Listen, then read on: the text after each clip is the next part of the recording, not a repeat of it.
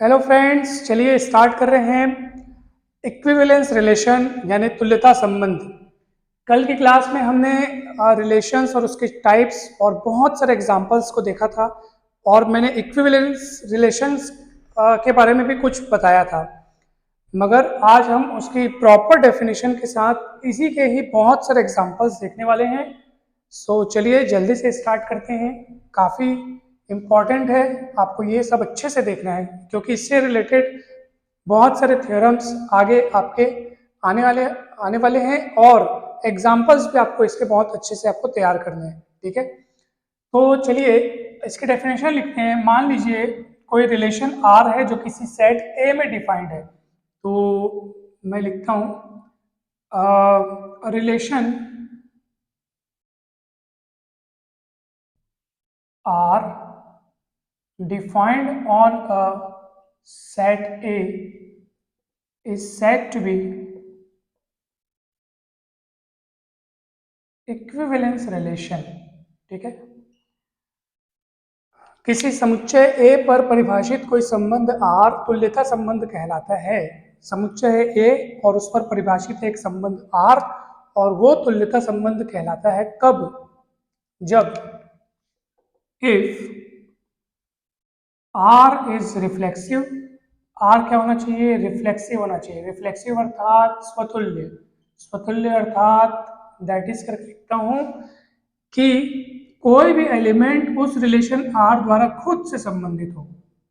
ठीक है, खुद से संबंधित हो। रिफ्लेक्सिव का अर्थ यही होता है और ये बात सभी सभी x बिलोंग्स टू A के लिए सच होनी चाहिए। ठीक है, for all A belongs for all x belongs to A. For all x belongs to A यानी कि A के सारे एलिमेंट्स के लिए ये बात सच होनी चाहिए कि वो एलिमेंट उस रिलेशन R द्वारा खुद से संबंधित हो, यानी R रिफ्लेक्सिव हो।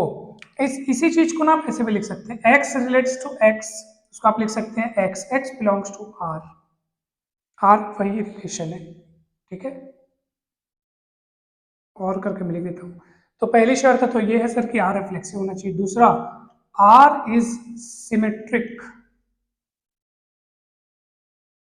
सिमेट्रिक अर्थात सममित। आर क्या हो? सममित हो। सममित इसका अर्थ यह है कि जब कभी x रिलेट्स टू y हो, x संबंधित हो y से उस रिलेशन R द्वारा, तब अवश्य ही y संबंधित होना चाहिए x से उसी रिलेशन R द्वारा। ये बात सच होनी चाहिए for all x y belongs to R। Sorry, for all x y belongs to A। R तो रिलेशन है, एलिमेंट्स तो हमको सेट के अंदर मिलते हैं ना भाई, तो ध्यान रहे, अच्छे से बातों को समझें। R क्या है? एक रिलेशन है। A क्या है? जिसमें से एलिमेंट्स चुन करके आप उनके बीच रिलेशन बयां कर रहे हैं। A एक सेट है ना, थोड़ा शब्दों की गलती हो जाती है, क्या करें। चलिए, तो R को क्या होना चाहिए? सिमेट्रिक होना चाहिए। इसी बात को आप दूसरे शब्दों में कैसे लिख सकते हैं? X रिलेट्स टू Y को लिख सकते हैं आप x y belongs to R। तब ये जरूर निर्देशित करना चाहिए कि yx also belongs to R।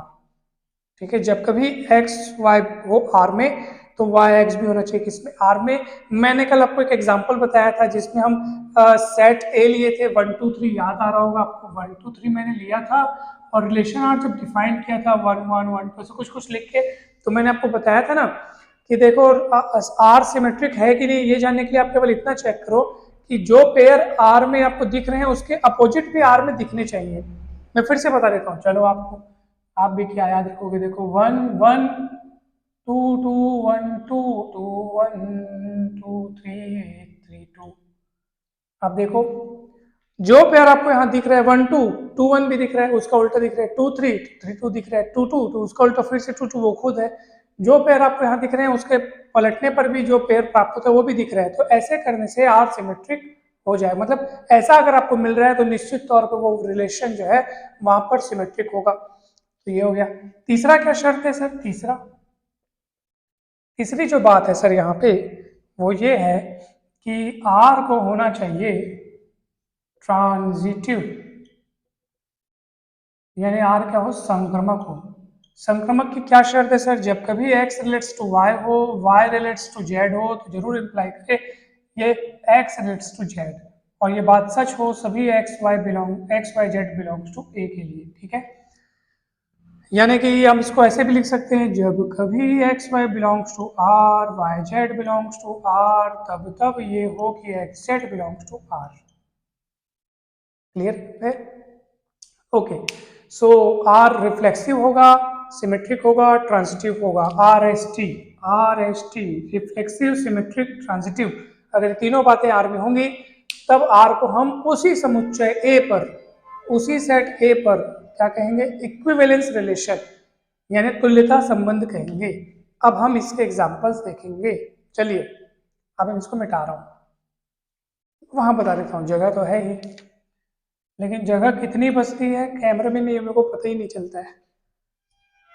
मेरे ख्याल से इतना तो बचा ही होगा।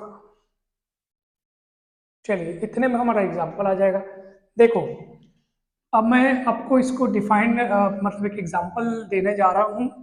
मान लीजिए जेड है सेट ऑफ इंटीजर्स अर्थात पूर्णांकों का समुच्चय।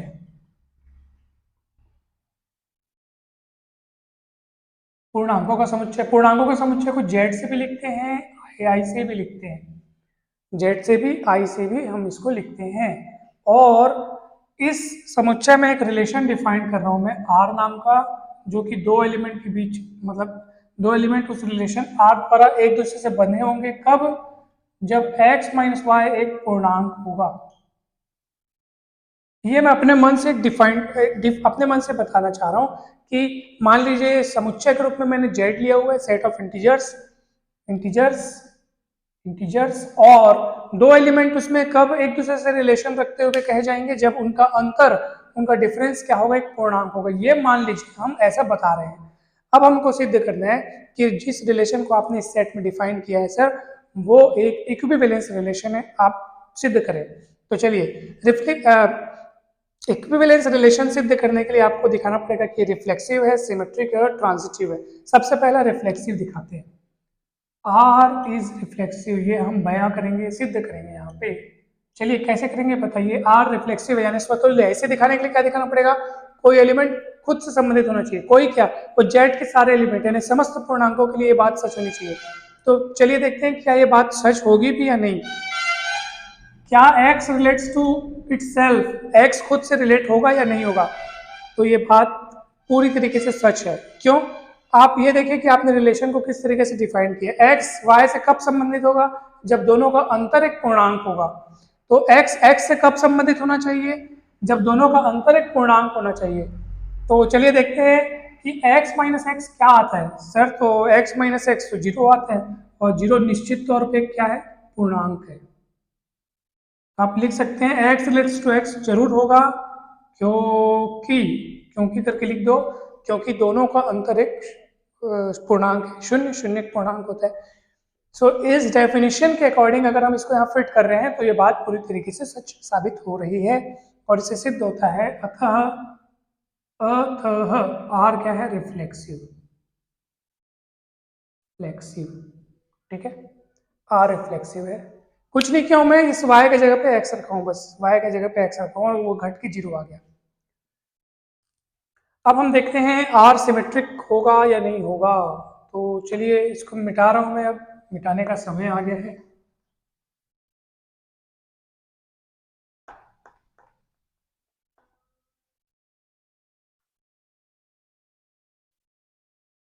इस हिस्से में पहले बता देता हूँ। चलिए अब दूसरा नंबर में आ गया, आर को हमको दिखाना है आर इज सिमेट्रिक। सिमेट्रिक यानी सममित। तो सममित कैसे दिखाएंगे आर को? उसके लिए हमको क्या दिखाना पड़ेगा? जब कभी x रिलेट्स टू y हो तब y रिलेट्स टू x हो। जब x y से संबंधित हो उसी रिलेशन द्वारा y x से संबंधित होना चाहिए। तो आप गौर से देखिए x y से कब संबंधित होता है? जब x माइनस वाई एक पूर्णांक होता है। तो चलिए देखते हैं, x रिलेट्स टू y का मतलब ये है कि x माइनस वाई एक पूर्णांक है। ठीक है, इस बात को हम मान गए। अरे भैया अगर कोई पूर्णांक है तो उसका नेगेटिव वो भी तो एक पूर्णांक होता है। 5 पूर्णांक है तो क्या -5 पूर्णांक नहीं है? क्या है? वो धनात्मक ऋणात्मक पूर्णांक है, वो पॉजिटिव इंटीजर है, ये नेगेटिव इंटीजर है। क्या कोई -6, जैसे मान लो -6 है तो उसका अपोजिट साइन वाला यानी 6 वो क्या पूर्णांक नहीं है क्या? ये नेगेटिव इंटीजर है, उसमें माइनस लगा दिए तो पॉजिटिव इंटीजर बन गया है, तो वो इंटीजर ही ना। तो वही तो मैं कह रहा हूँ कि अगर x माइनस वाई एक पूर्णांक है, इसका अर्थ ये है कि उसका नेगेटिव भी एक पूर्णांक है। और माइनस को अंदर ले जाओगे तो y माइनस एक्स भी एक पूर्णांक है, माइनस को अंदर गुणा करोगे तो पलट जाएगा, भी एक पूर्णांक है। कोई भी अगर पूर्णांक है तो उसका अपोजिट साइन वाला भी एक पूर्णांक होता है। x माइनस वाई एक पूर्णांक है तो minus of x minus y भी एक पूर्णांक होगा। पूर्णांक है ना इंटीजर, ठीक है। इंग्लिश मीडियम वाले भी न घबराएं, ये सारी चीजें आपको समझ में आ जाएंगी। मैंने लगभग हिंदी इंग्लिश में बोलने का प्रयास किया दोनों भाषाओं में। और माइनस एक्स माइनस वाई भी एक पूर्णांक है, तो माइनस के अंदर जाने के कारण ये इस तरीके से हो जाएगा, y माइनस एक्स भी एक पूर्णांक है।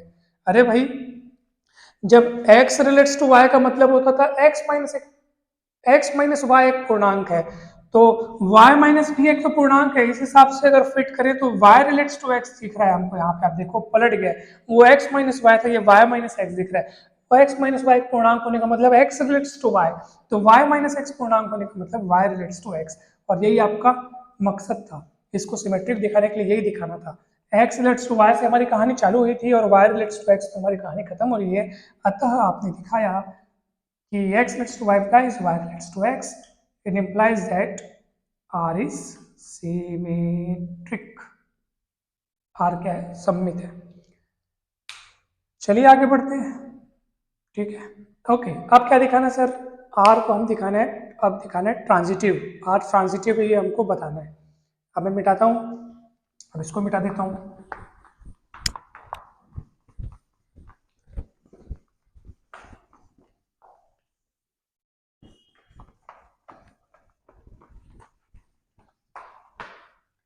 ट्रांजिटिव बताने के लिए क्या करना पड़ेगा देखो। अच्छा, ये यहाँ पे एक बात लिखना जरूरी है ना, for all X Y belongs to A, ये लिखना बहुत जरूरी है। ए नहीं, मैंने क्या लिया था यहाँ पे, सेट के रूप में मैंने लिया है जेड, सेट ऑफ इंटीजर्स लिया है। तो आप जो भी प्रॉपर्टी आप सिद्ध कर रहे हैं वो केवल एक आध दो एलिमेंट के लिए सिद्ध नहीं होती है। वो आप तो भाई एक आध दो एलिमेंट के लिए सिद्ध हुई तो फिर क्या हुई, वो प्रूफ होती है उन सेट के समस्त एलिमेंट्स के लिए, है ना। तो इसको लिखना बहुत जरूरी होता है। चलिए अब हम देखते हैं तीसरे नंबर में, R इज ट्रांजिटिव, यानी R क्या है? संक्रमक है। तो संक्रमक कैसे दिखाएंगे? उसका क्या फॉर्मूला है? जब कभी x रिलेट्स टू y और y रिलेट्स टू z हो, तब x रिलेट्स टू क्या हो? z हो। ये आपको दिखाना है। और डेफिनेशन ये है सर, R को इस तरीके से डिफाइन किया गया है, तो उस डेफिनेशन में हम इन दोनों को फिट करने की कोशिश करते हैं, उसके बाद यहाँ तक पहुंचने की कोशिश करेंगे। चलिए, x रिलेट्स टू y का मतलब ये है कि x माइनस वाई एक पूर्णांक है, ठीक है, मान लिया। y रिलेट्स टू z का मतलब होगा उस हिसाब से, जैसे x y है तो x y दिख रहा है, y z है तो y माइनस z एक पूर्णांक है, ये भी हो जाएगा। चलिए, ये भी अच्छी बात है। अब बताइए, x माइनस वाई एक पूर्णांक है, y माइनस z एक पूर्णांक है, तो दोनों का योग भी तो एक पूर्णांक होगा। 5 पूर्णांक है, 7 पूर्णांक है, दोनों का योग 12, क्या एक पूर्णांक नहीं है? है ना। दो पूर्णांकों का योग भी एक पूर्णांक होता है। तो आप यहाँ पे लिखेंगे, चूंकि x माइनस वाई एक पूर्णांक है यानी इंटीजर है, और y माइनस जेड भी तो एक इंटीजर है, इसी वजह से दोनों का योग भी एक इंटीजर होगा। और दोनों का योग करोगे तो y कट जाएगा, क्या बचेगा? x माइनस जेड भी एक इंटीजर होगा। और x माइनस, आपको डेफिनेशन देखो, x माइनस वाई जब एक पूर्णांक होता था तो x रेट्स टू y होता था। x माइनस जेड एक पूर्णांक है तो क्या होगा sir? x relates to z होगा। यहीं तक आपको पहुंचना था। ये देखो, ये साधन, ये लक्ष्य, इनका इस्तेमाल करना था, ये लक्ष्य था हमारा, पहुंच गए। क्या किए? कुछ भी नहीं किए, दोनों के द्वारा जो होता था उन दोनों को जोड़ दिए, वाई वाई खत्म हो गया, एक्स और जेड बच गया। तो इसी तरह से आपने क्या दिखा दिया, और ये बात सच है sir, for all X Y Z belongs to Z के लिए, ठीक। यहां पे लिखना चाहिए for all X belongs to Z. So ये हमारे पास एक एग्जाम्पल था, बहुत बेहतरीन एग्जाम्पल था, और सिद्ध हो गया कि आर एक क्या है, इक्विवेलेंस रिलेशन है। किस पे? सेट ऑफ इंटीजर्स पे। तो ये आप एग्जाम्पल आप तैयार करेंगे। एक और एग्जाम्पल देख लें क्या, अगर आप लोग की इच्छा हो तो। हाँ या ना बोलिए। हाँ बोल रहे हैं ना, चलिए एक और एग्जाम्पल देखते हैं।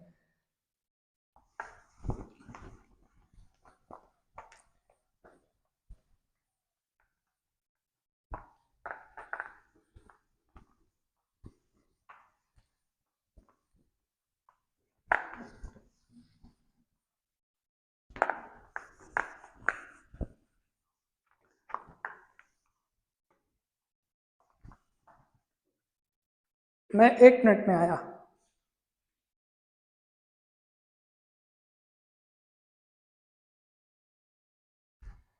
चलिए, क्या मिटाने में बहुत समय लगता है, तो मैं सोचा वीडियो को थोड़ा पॉज करके मिटा दूँ अच्छे से।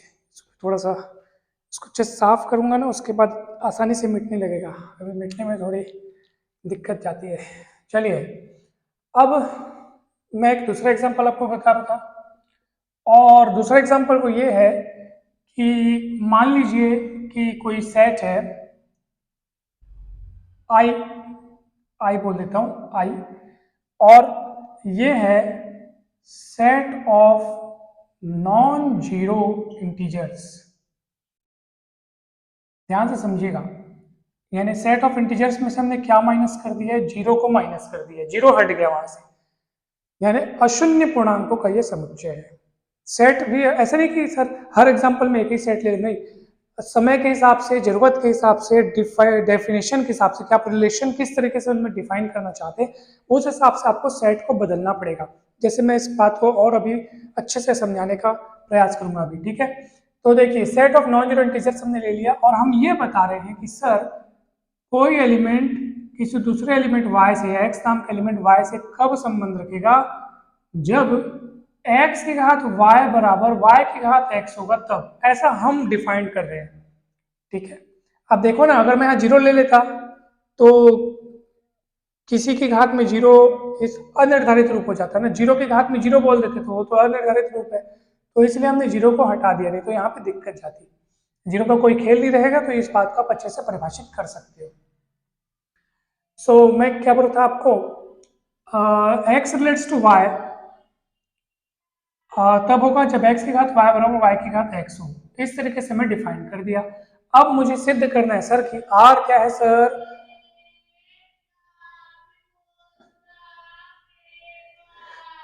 r क्या है सर, इक्विवेलेंस रिलेशन है, ये हमको डिफाइन करना है। r इक्विवेलेंस रिलेशन है, इसका मतलब r रिफ्लेक्सिव है, सिमेट्रिक है, ट्रांजिटिव है। तो चलिए सबसे पहले हम सिद्ध करेंगे r इज रिफ्लेक्सिव। कैसे सिद्ध करेंगे रिफ्लेक्सिव के लिए, उसको खुद से संबंधित बताना पड़ेगा। क्या x स्वयं से संबंधित है उस रिलेशन r द्वारा, तो ये बात पूर्णतः सत्य है। क्यों? आप रख के देख लो, आज यहाँ पे आप लिख सकते हो x रिलेट्स टू x, क्योंकि, इसको हटा के आपको लिखना पड़ेगा क्योंकि, क्योंकि x की घात में x बराबर x की घात में x, जब x रिलेट्स टू y का मतलब x y equal to y x होगा, ठीक है। तो भैया x की घात में x तो x की घात में x के बराबर होगा ही ना, इसलिए इस डेफिनेशन को ये फुलफिल कर रहा है, और इसलिए हम आसानी से कह रहे हैं सर कि x खुद से संबंधित है। और ये बात सच है for all x belongs to i minus zero. सभी पूर्णांकों का समुच्चय वैसे शून्य नहीं है, अशून्य पूर्णांक बन गया वो।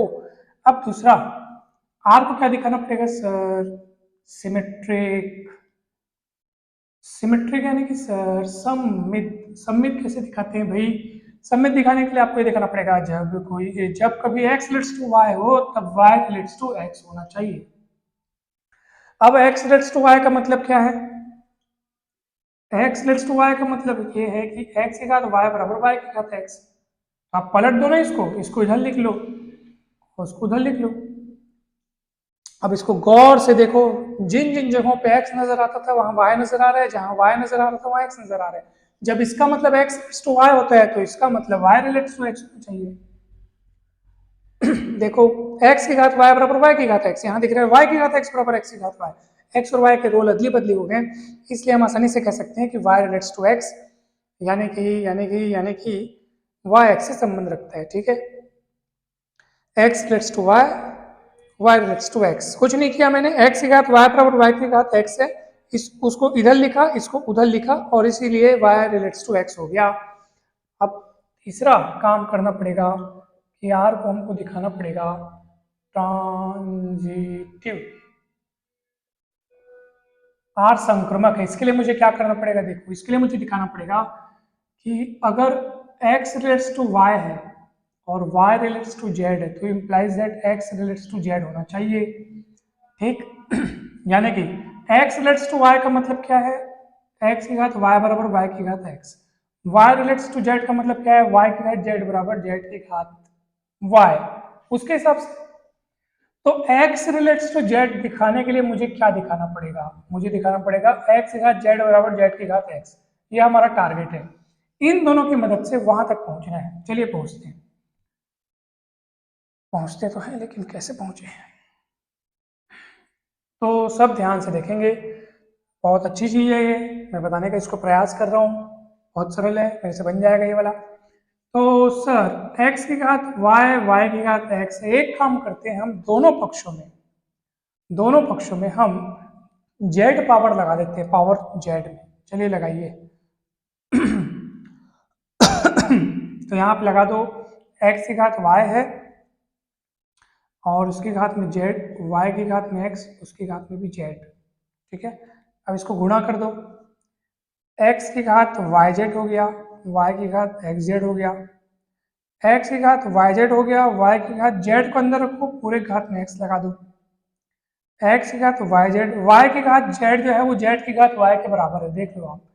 तो z की घात y हो गया, x हो गया, फिर अंदर गुणा करो इसको, ठीक है। ये बाजू में बता देता हूँ, इट इम्प्लाइज दैट x की घात yz बराबर z की घात क्या हो जाएगा, xy हो जाएगा, है ना। इसको मिटा रहा हूँ थोड़ा सा, ये हो जाएगा कहाँ गया, z की घात yx, जहाँ रख लो आप x की घात z पूरे घात y, वहां पे रख लो z की घात x पूरे घात y, y घातों में से कट जाएगा, आपके पास मिलेगा x की घात z बराबर z की घात x। यही हमारा टारगेट था। अगर आपने ऐसे दिखा दिया है तो ये सिद्ध हो गया कि x रिलेट्स टू z, क्योंकि डेफिनेशन के अनुसार देखो x रिलेट्स टू y कब होता है, जब x y equal to yx।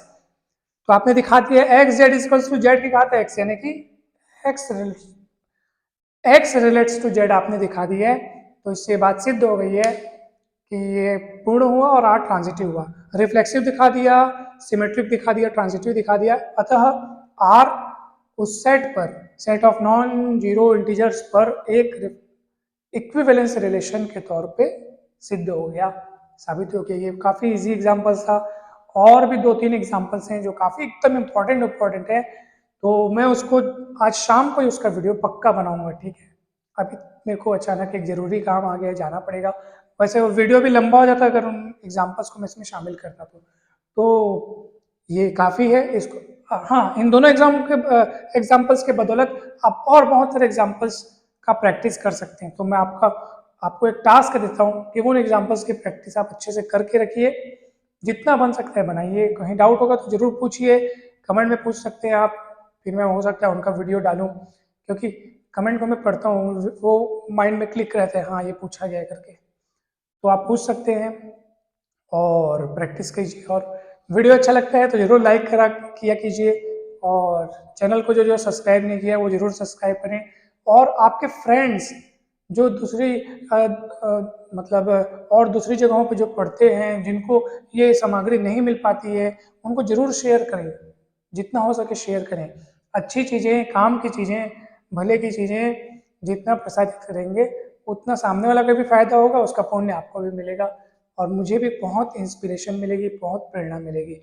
सो जरूर से इसको शेयर करें, और आप सभी का बहुत बहुत धन्यवाद। आप सब खुश रहें, स्वस्थ रहें, मस्त रहें, प्रसन्न रहें, हंसते रहें, खिलखिलाते रहें। Thank you so much.